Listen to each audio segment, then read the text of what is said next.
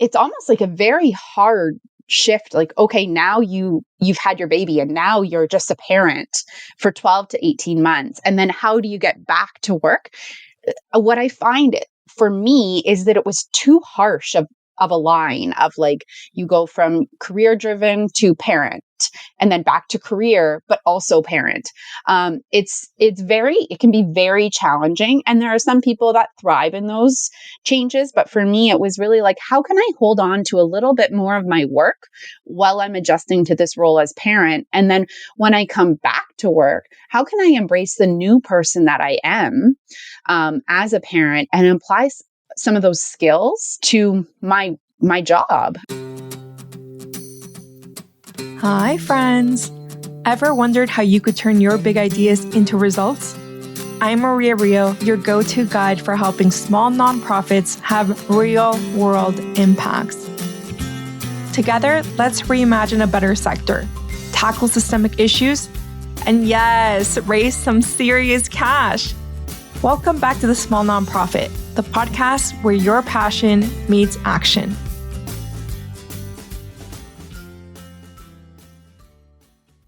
Hi, friends. Welcome back to another episode of the Small Nonprofit Podcast.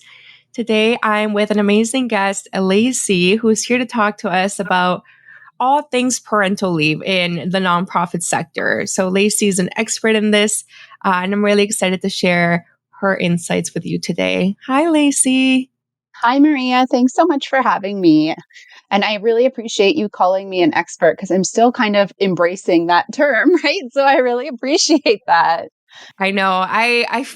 You've had these conversations, I'm sure, with a bunch of other business owners where it's like, you got to embrace the terms that are true, like CEO and founder, and how we tend to shy away from those kind of terms as women. So you're an expert in this, and I'm really excited for you to share your expertise with our audience today. But Lacey, can you please just quickly introduce yourself and what you do to our audience? Yeah, of course. So thanks again, Maria, for having me. I am the founder and CEO of Balance Good, which is a niche consulting agency within the nonprofit sector, specifically serving working parents and covering parental leave. So we actually go in and we have a team, an incredible, amazing team at Balance Good, and we go in and we cover the leave. So we do the work. We also bring our expertise and strategy to it.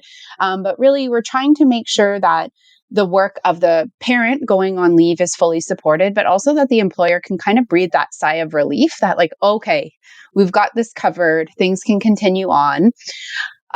So Balance Good it's been 5 years now. It's been quite the journey. It started after I had my second son, I realized I didn't want to go back to the nonprofit sector in this traditional work. I wanted more autonomy over my schedule. And I didn't see how I could be the fundraiser I wanted to be and the mom I wanted to be, like aligning. So what started as kind of, if I can help some women and leaders get some work off their plate so they can have more intentional time with their families and life beyond work, then maybe I can do the same. And then that really niched into, wow, I see that there's a lot of struggle around this parental leave piece. And I think I have a solution. And so far, we've been able to work with some incredible organizations to cover leaves, some incredible parents to cover leaves. And it's really growing. It's an exciting place to be at right now. That is fantastic. And you're right. That is super, super niche. I think you're the only person that I know that's specifically focused on parental leaves. And I love that it's tied to your personal story as well. That's really sweet. When it comes to the leaves that you cover or your company covers, Balance Good, is it mostly senior leadership roles? Is it executive directors? What does that look like? We really try to approach it from as holistic as we can based on the expertise we have on our team and with the partners we work with. So you can find us partnering with other consultants just to make sure we have all the skill sets we need to cover the role.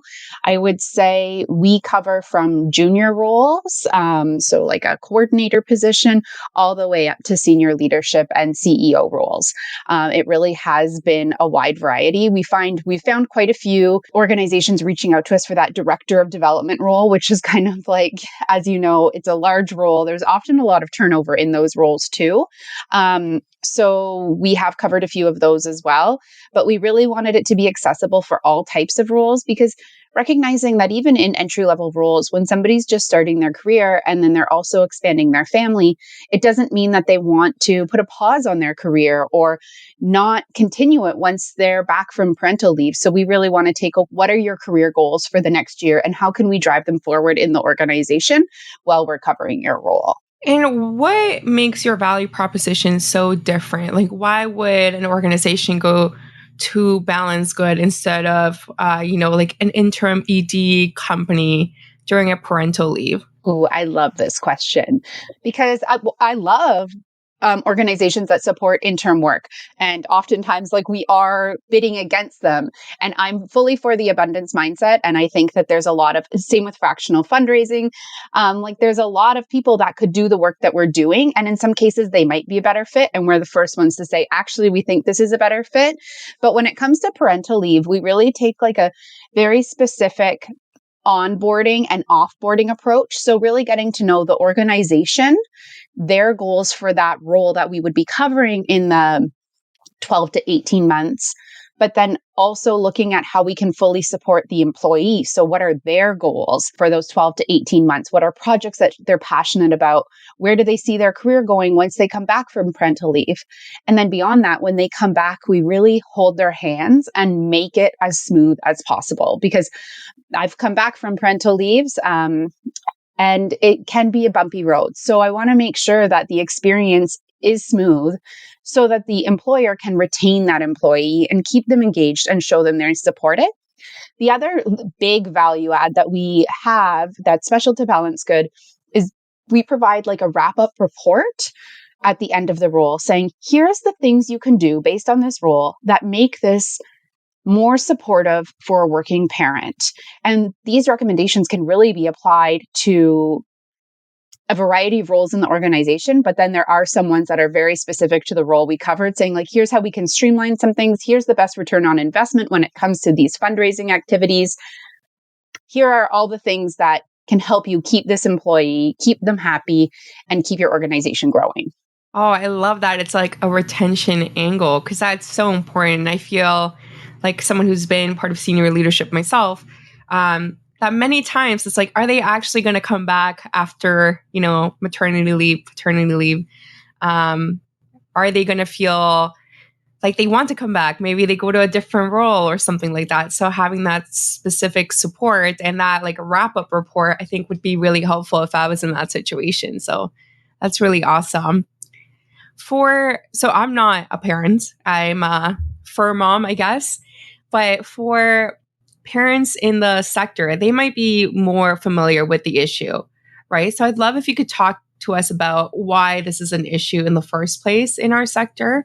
Or maybe if you want to talk about broader parental leave issues, that'd be great. For sure. I think there's so much to unpack with that question and comment, because I think the first thing I want to touch on is, like you said, Maria, you're not a parent. And I think sometimes people associate Balance Good and my passion for parental leaves and working parents as this, like, I'm fully, like, I really want like exceptions for working parents and stuff. And that's not the case. What I want is for employers to really understand like a holistic approach of supporting employees, whether they're working parents or not, whether it's your child that you need to leave early for because they have a doctor's appointment, or your cat because they have a vet appointment. There's my dog making an appearance too.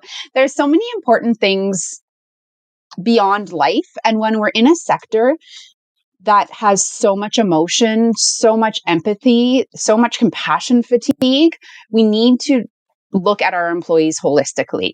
So that's the one piece I like to cover. But when we talk about like parental leave in the nonprofit sector, why does this matter so much? For me, it really comes down to the fact that our sector is, dominated by women, right? We know that that's a fact. So it's really important. And when we look at the numbers, we actually have about 1.5 million women in the nonprofit sector who are working moms. So that's really significant. That's a big portion of our sector. So And that doesn't include fathers, right? And working fathers have similar responsibilities and pieces. So making sure that we're creating environments where employees can thrive, again, whether they're parents or not, is extremely important.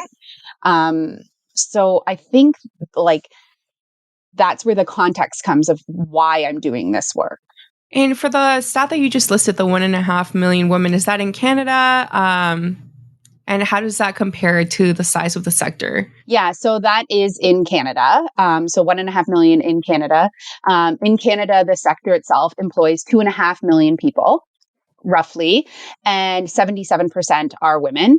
And then we also know like that there's these persistent racial and gender equity gaps, right? So I think it's important when we have 77% women, and then if you layer on that women that are racialized and their experiences as well, when we can provide a supported parental leave, I think we can equal the playing field when it comes to motherhood and parenting. So I think it's kind of that first step. And then when we look at like even in the United States, like the numbers are vastly different, but it's 9.2 million working women in the sector, right? So, or working mothers in the sector. So I think that there's just like, this is a big group that we haven't really looked at in terms of what do these women and parents need to really succeed in their role to continue to strengthen our sector. And what is it that you feel that they need? I think the main thing is just understanding that people are whole humans, that they are not just employees of an organization. They're not martyrs of your charitable cause. They're not only parents. They're all of these things. Like I am a parent of 3 incredible children, but I am also extremely passionate about our sector. I'm extremely passionate about working parents and parental leave rights. So all of these things make up who I am, and that's what I bring to the field. And that's no different than anyone else. So I think it really is just making sure that we're looking at people holistically and creating work plans that can actually work for them. And do you find that there are currently many nonprofits that do that when it comes to looking at people holistically or parental leave or any of this, how are you doing outside of work vibes? Do you find that Yeah. nonprofits are currently doing that well or not so well? Or are there examples of really good, really bad that you can touch upon? Yeah. I mean, I think like any field and sector, there are examples of great organizations out there that are really compassionate, really like leading human first, really trying to understand what it is the employee needs. And like I've listened to some incredible podcasts, yours and others, that highlight some of these leaders, right? That really understand, okay, not just that living wage is essential, but paid sick days is essential. Having autonomy in your schedule is essential. All of these things set you up. So we've been able to work with a lot of organizations that really have this approach. I think because our program and this parental leave coverage is so niche and unique, it attracts people who are like-minded to us, right? So they want to do what's best for their employee. They want to have employee retention. They understand the value of investing in their team and their employees. So those organizations that reach out to us when they initially hear that one of their team members is expecting and they really want to do right for that person, those organizations are the ones that like shine in my mind because they really want to create a plan from the get-go and make sure that this person, whether it's mother, father, can really thrive throughout their transition to parental leave. And then when they come back and their transition to a working parent. And do you see when you provide your wrap-up report, bigger changes happen across the organization? So, for example, this person needs an hour off every, Friday to pick up their kid from school. Do you see that applied more broadly, where anyone at the organization can use an hour any time of that week to do like a task outside of work? Or how does that get implemented? I think so. In theory, again, because our program is so new, I think there's work to be done in terms of following up with the organizations we've worked with to really understand the long-term impact of our program.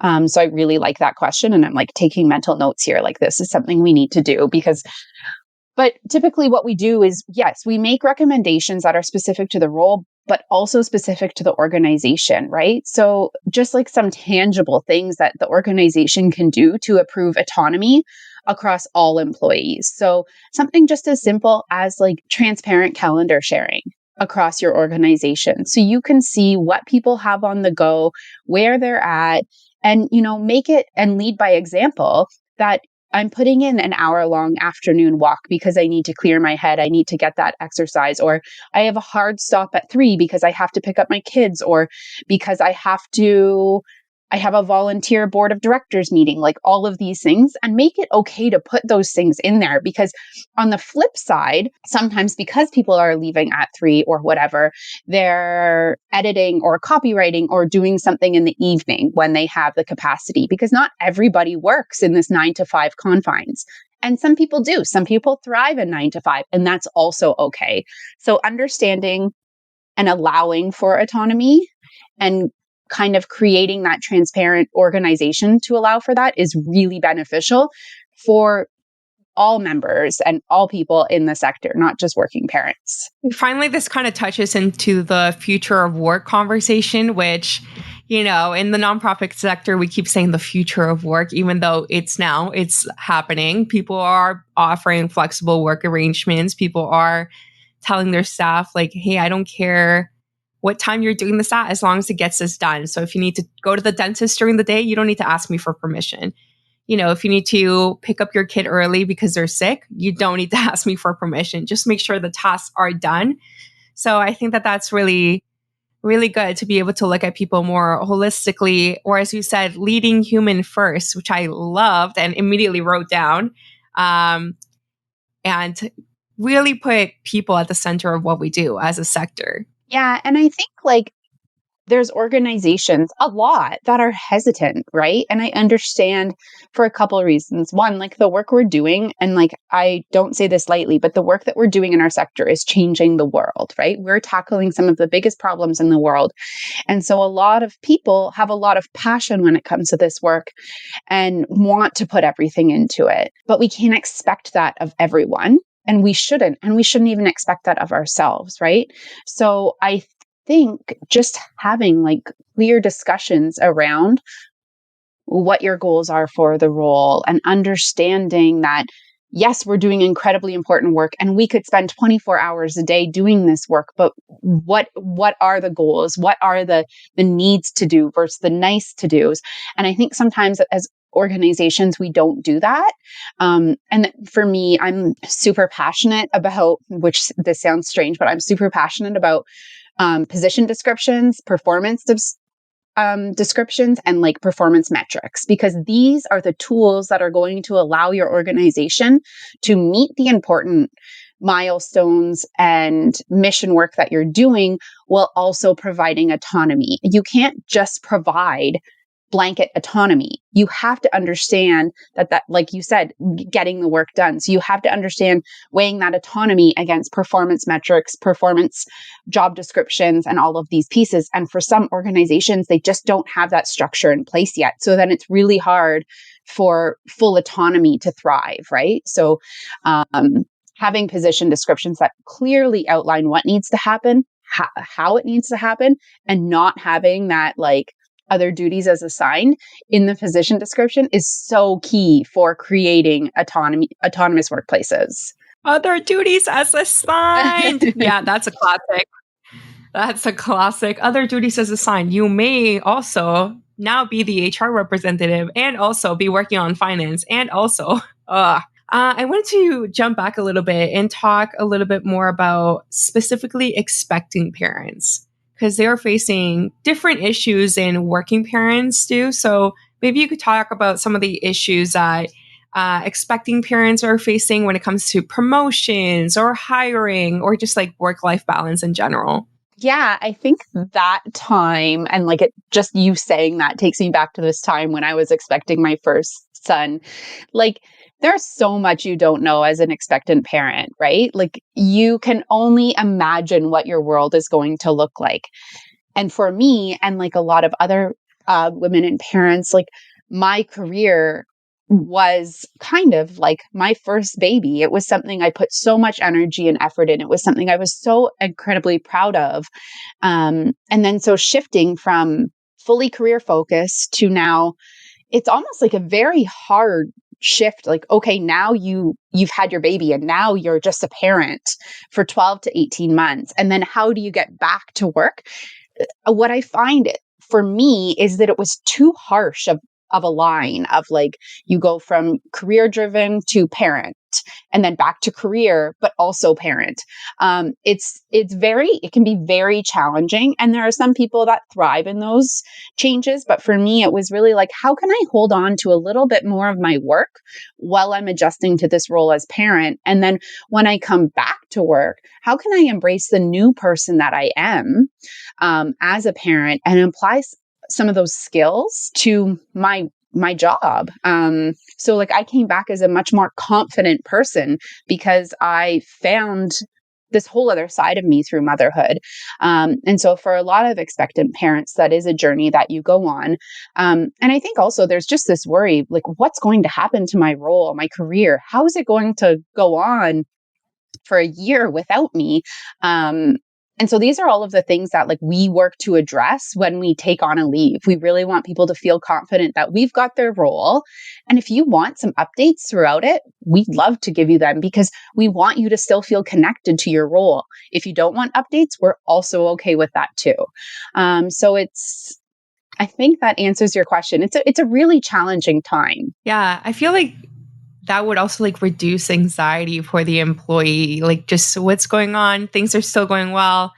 Because as you were saying, like so much of our identities are tied to our role, right? Like we come into this work through our values and our passion for making a difference. So to go from your identity being like, I'm an advocate, I'm a person who does X, to your identity is now like, I'm a mom. And like, if there's like a conflict between that, it would be really hard to reconcile. So just making it an easier transition for parents as they're expecting sounds like it'd be so helpful. Mm-hmm. And I think also like, and maybe this is my like very optimistic thought, but as parents, we're also raising this next generation of advocates and change makers. And so being able to, especially in this field, to integrate our personal lives with our professional lives is like critical. Like I love when my kids start talking about charities and the sector. They listen to your podcast when we're driving, right? I love that they are exposed to this because I hope it's instilling a little bit of excitement around the fact that we can change the world. And I know that that sounds very optimistic, but it's true because that's the work that we're doing. So I think it's really important to have this open policy where we can expose children in the next generation to our sector. I think like one of the issues that we always talk about in our sector is also staff retention and recruiting and all those things. So I imagine that leading human first, as you were saying, would have such a big impact on that. Because I just remember like conversations that I've had with EDs over the years where they're like, I don't see my kids. My partner is always taking care of the kids because I'm the ED and I have to be here all the time. And I'm literally dying, but I'm indispensable to the organization, right? So it comes at a cost to not lead human first, whether that's personal or professional, when it comes to employee retention. So I like everything that you're saying about treating people holistically and really trying to support them as people outside of your workplace. Yeah, and I do think that there's some hesitation with this because I think there's organizations that, and I've already kind of hit on this, but I just want to really like highlight this, is leading human first and understanding what your employees need to thrive works if you have structure in place, right? If you still really clearly understand what their role expectations are and that they're achieving them.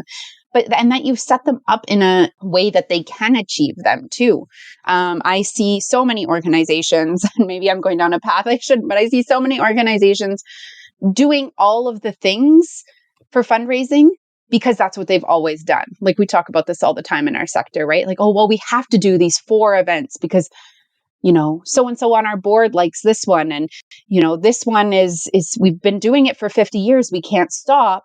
But if we actually looked at what is bringing on that return in investment, what is getting you closer to your mission work, and streamlining, it will impact everyone across the organization in a positive way and allow you to have more space to lead in this human first way.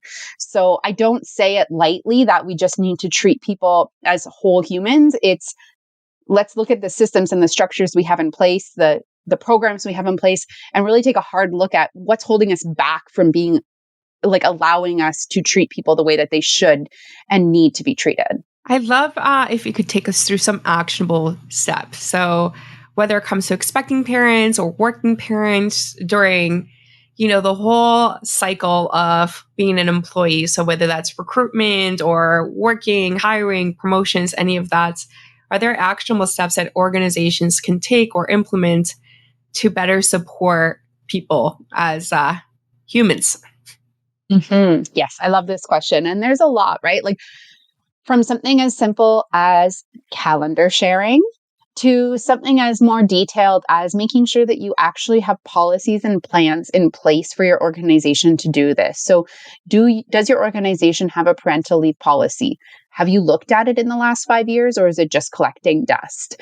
Do you have a flexible work policy? Same thing.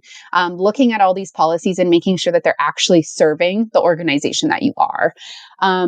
Understanding the positions that are in the role and ensuring you have those metrics in place and monitoring those metrics and making sure that you have time to monitor those metrics, and understanding also what work requirements for your organization are a must. So if you are client facing and clients come Tuesdays from 9 till 5, well, then likely you have to have staff there. So yes, flexibility is important, but that has to be against the fact that you have a mission, you have clients to serve, you have work to do. So looking at what are those non-negotiables and then what are the things you can negotiate. And then some of the smaller things, like I said, calendar sharing, but also asking team members what type of flexibility they need. Just lead with transparent conversation.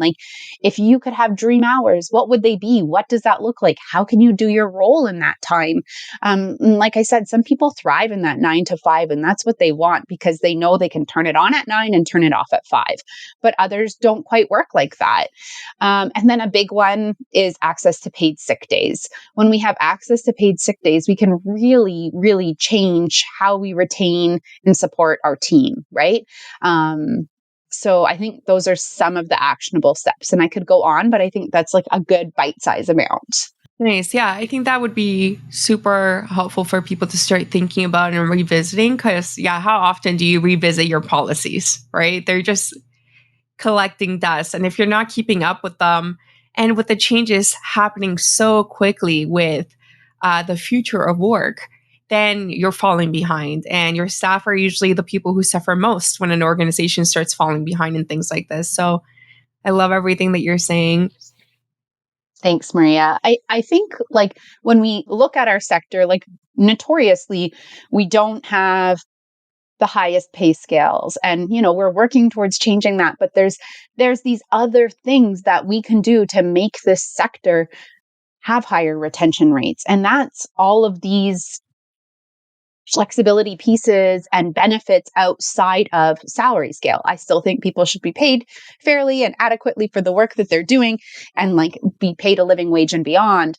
But when our salaries don't compare to the for-profit sector, here are some other things. We can make things really flexible. We can have other opportunities to allow people to really still thrive in the nonprofit sector. Instead of feeling like you have to be a martyr and give everything up outside 100%. Of work. Mm-hmm. Super annoying. It's funny because we do it to ourselves so many times, right? In the example of the ED, it's you're the ED, you can change this. But there's so much pressure on people to kind of keep things going as they were or keep exceeding expectations or just do as much as possible because you're passionate about the cause. So to kind of think of putting yourself first and how that has a long-term impact on the success of an organization or the work-life balance that you show at your organization sounds really healthy. And I just hope that people who are listening, who want to implement some of those things at their organization, take some of your feedback and apply it. Thanks, Maria. I think you can tell I'm super passionate about this. And I'm also willing and open to having discussions with other people about this and how we do this. At Balance Good, like, we really do live the values I talk about, right? So we do have flexible work. Like, we've made all of this happen. And it's as a startup, I'm navigating things, right? Like, I'm not an HR expert, but I know that there's things that employees need to thrive. And I'm making sure that I have those things for my team. And so I'm happy to talk about that process and share that information with leaders who are navigating that. That's so exciting. Thank you so much for being so generous with your insight and your advice. If people want to continue the conversation with you and learn more about what you're doing and how you're doing it, where can they get in touch with you? Yeah, of course. So I'm on LinkedIn, love LinkedIn. So at Lacey Kempinski on LinkedIn, and also Balance Good is on LinkedIn. I'm on Instagram at Balanced Good, our website, balancegood.com. And we also we're launching a VIP parental leave planning in a day program. So you can go to balancegood.com and find some more information out there and join the wait list. So lots of ways to be in touch. And like I said, I'm really open to ongoing conversations and love connecting with other people in the sector. We'll link all of those links in the show notes below so you can get in touch with Lacey. Thank you again, Lacey, for joining us for today's episode of the Small Nonprofit Podcast. And thank you, everyone, for tuning in. I hope that you take this advice, because we really need to be leading human first, I think. And we really need to be making sure that people's lives outside of work are respected and valued. So thank you again, Lacey. And thank you, everyone, for tuning in to today's episode. Bye for now. Hi, friends. Ever wondered how you could turn your big ideas into results?